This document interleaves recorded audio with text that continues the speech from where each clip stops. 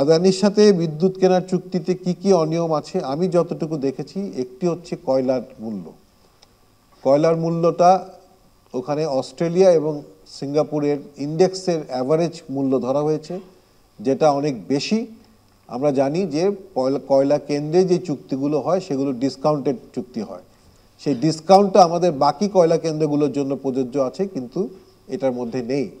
এবং সেই কথা বলে আমরা কিন্তু একটা সাপ্লিমেন্টারি চুক্তি করেছিলাম আদানির সাথে 1 বছরের, যেখানে বলা হয়েছিল যে পায়রা এবং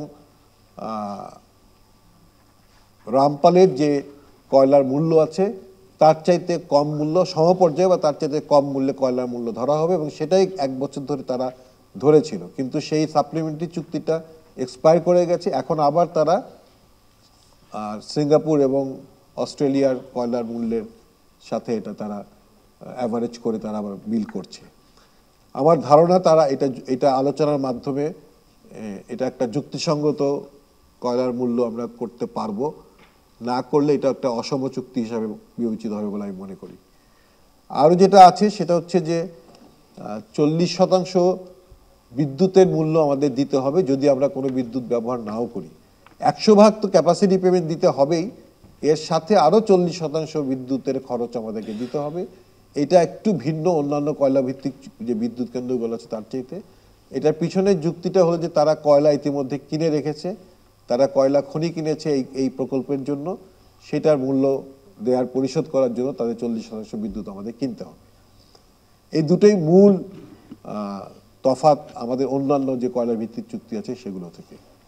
এটা একটু পরিষ্কার করবেন, আমরাও বুঝতে পারি 40% আর 100%, আবার একটু শিক্ষার্থীরাও আমি একটু শিখি। জি, 100% হচ্ছে ক্যাপাসিটি পেমেন্ট, যেটা প্রতিটা পিপি এর মাধ্যমে আমাদেরকে এই চুক্তিটা প্রত্যেকটার জন্যই প্রযোজ্য।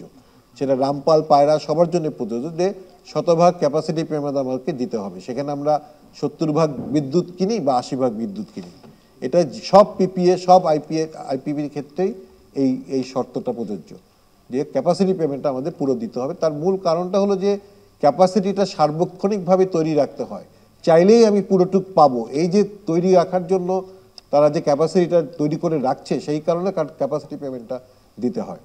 কিন্তু সেখানে যদি আমি কোনো বিদ্যুৎ নাও কিনি, শুধু ক্যাপাসিটি পেমেন্ট দিলেই আমার জন্য যথেষ্ট।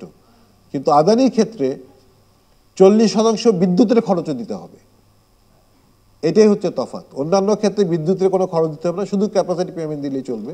কিন্তু আদানির ক্ষেত্রে 40% আমাদেরকে বিদ্যুতের খরচও দিতে হবে, উৎপাদনের খরচ।